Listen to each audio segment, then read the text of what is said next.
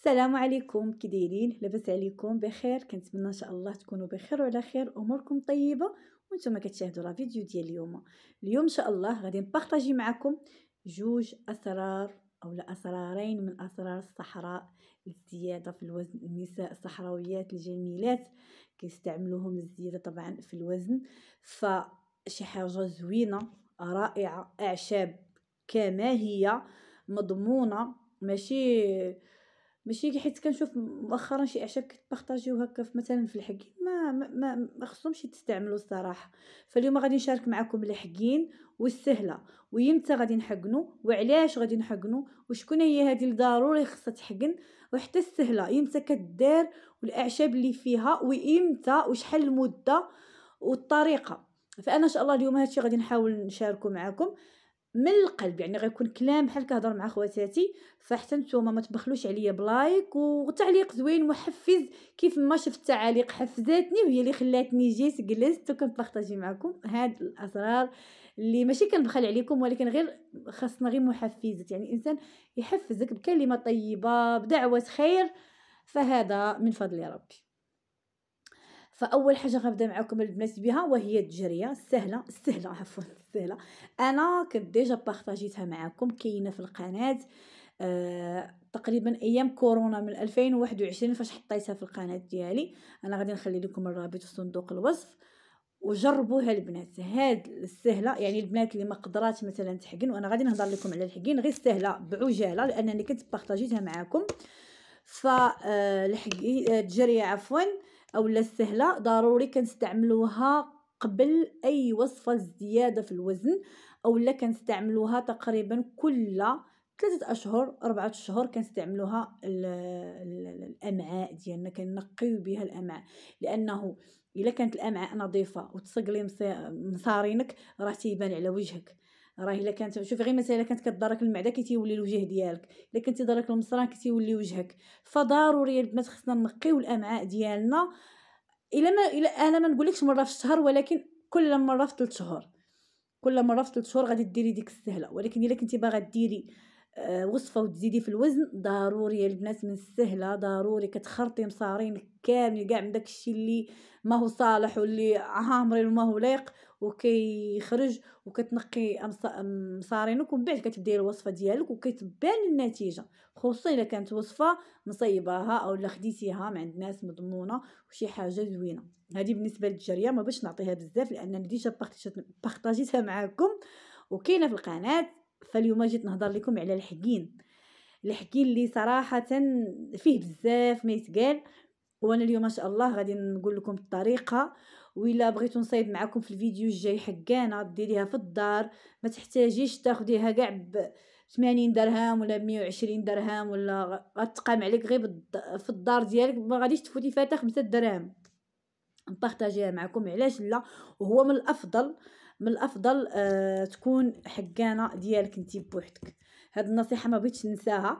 بالنسبه للبنات اللي كيمشيو كيحقنوا عند نساء كيحقنوا البنات، عافاكم البنات شريو حقانات ديالكم بوحدكم وديوها معاكم، حقنوا بها وردوها لدارك، عقميها، وملي تبي ترجعي عندها ثاني الغد ليه خديها معك حسن. لانه السيده الا كانت عندها حقانه وحده وكتستعملها لهادي وهادي وهادي وما عرفتش واش كتعقمها واش كتغسلها، وراكم عارفين الحقانه كتستعمل في اعزكم الله في المخرج، فكيكونوا ميكروبات، كيكونوا امراض معديه، امراض متنقله.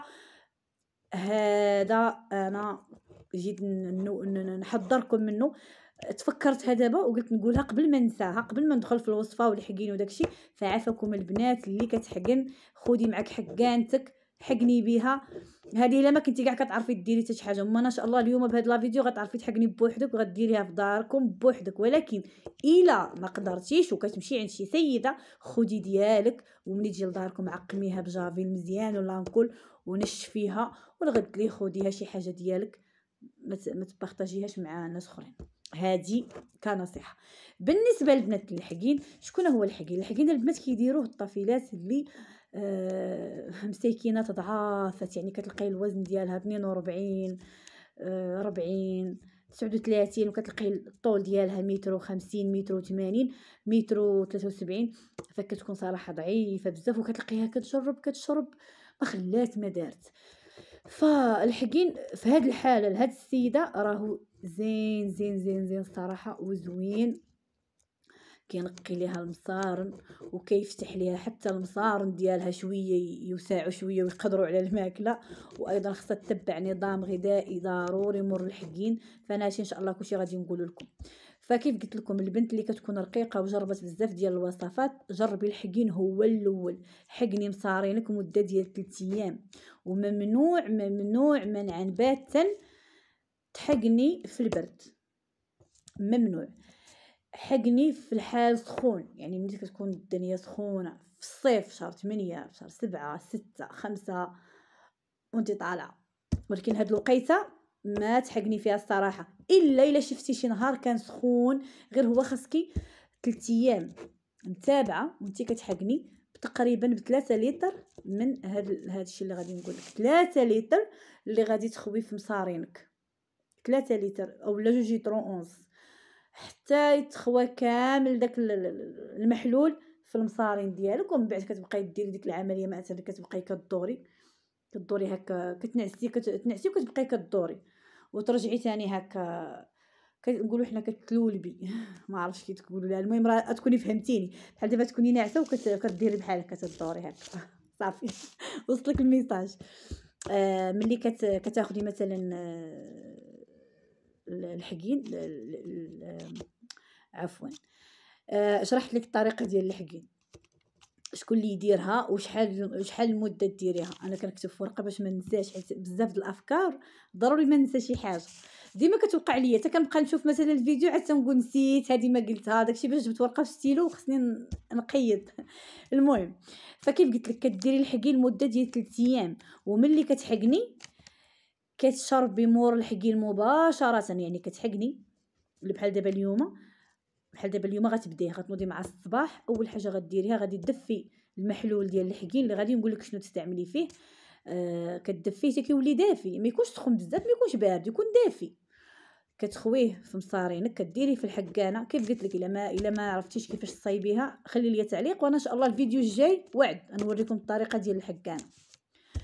فكتخوي هذاك المحلول في مصارينك. طبعا كيف قلت لكم الطريقه كتكون كيتخوى في المخرج، يعني كيكون عباره على تيو. لان الحكانه معروفه كتباع في الصيدليه وكيستعملوها الناس اللي كيكون عندهم مشكل في كتكون كرشهم ديما قاصحه كيكون عندهم القبض فكيعاونوا راسهم بهذيك الحكانه كيديروا فيها اي شوف ما عرفتش كيخوي فيها هما محلول ولا اعشاب ولا المهم. وهذيك الحكانه داك الماء كيدوز عباره على داك التيو كيكون اعزكم الله في المخرج.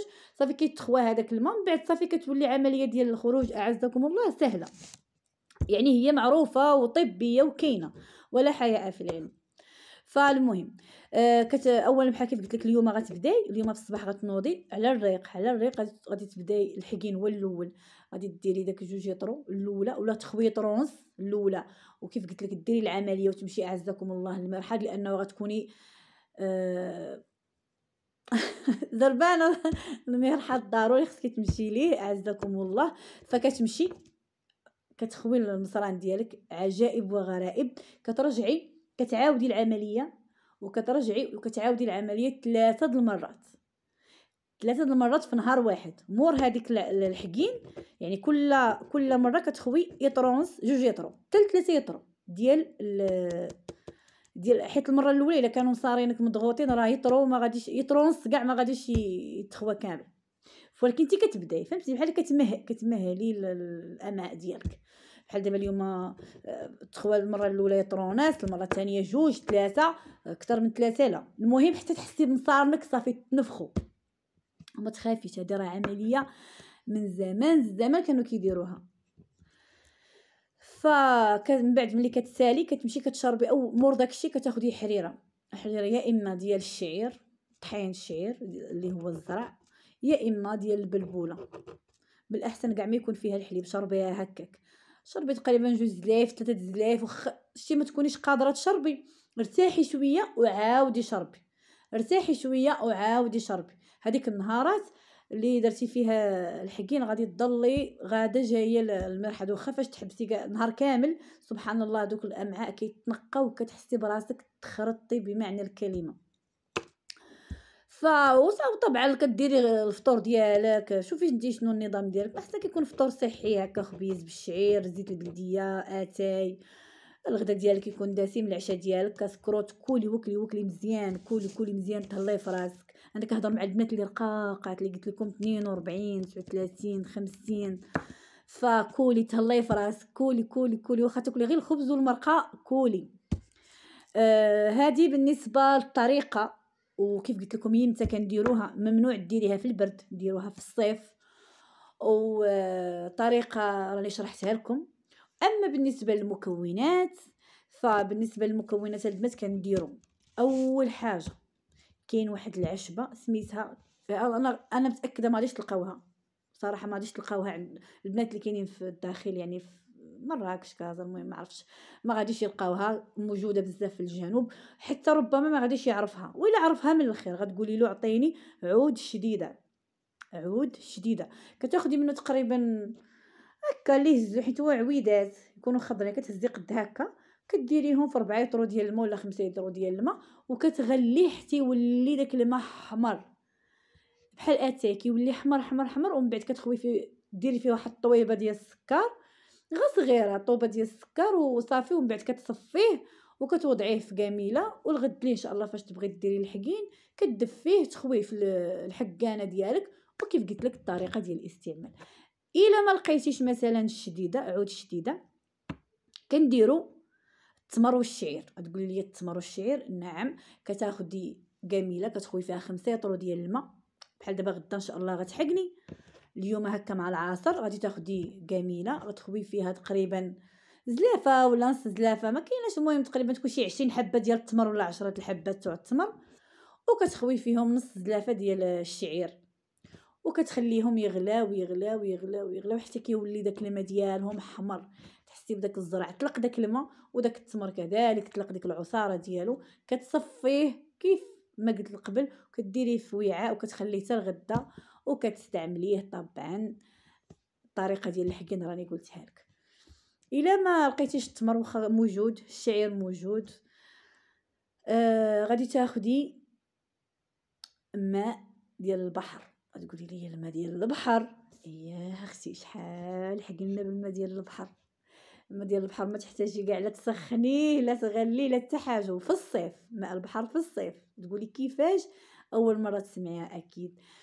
ماء البحر كنجيبي كتعمري منه بيدويات، تدخلي لداخل ما تهزيش بالرمله، وهزي ما نقي صافي، وجيبيه للدار صفيهم ملي في شي زيف هكا يكون ما كيخرجش الرمله ولا. ومن بعد طبعا كتعاودي تخويه في الوعاء الحكانه وكتستعمليه. خطير ماء البحر في الحكين. غادي يجيكم معلومه غريبه، ولكن راه ماء البحر كيحقنوا به الطفيلات، وكنحقنوا به صراحه رائع جدا جدا. هذه يعني الا ما لقيتيش. رابع حاجه اللي هو كاين بزاف، ولكن انا كنعطيكم الحاجات اللي تقدروا تلقاوها. اتاي ملي كنعمروا اتاي يكون فيه لا نعناع لا شيبه لا حتى شي حاجه، غير اتاي وحده. ملي كنعمرو كناخذوا هذيك القامه ديالو كنخويوها في واحد السطل اللي يكون نقي، وعاء نقي. ايوا وهذيك القامه اللي كتبقى كنديروها في قاميله، نخويو عليها 5 يطرو د الماء وكنحقنوا بها. والطريقه ديال الحقين راني قلتها لكم. دونك نتوما خذوا اللي عجباتكم وحقنوا بها. بالنسبه للبنات اللي عندهم البواسر، فاذا كانوا البواسر البنات منفوخين كنصحكم بلا ما تستعملوا، لانه غادي تزيدوا غير توهج.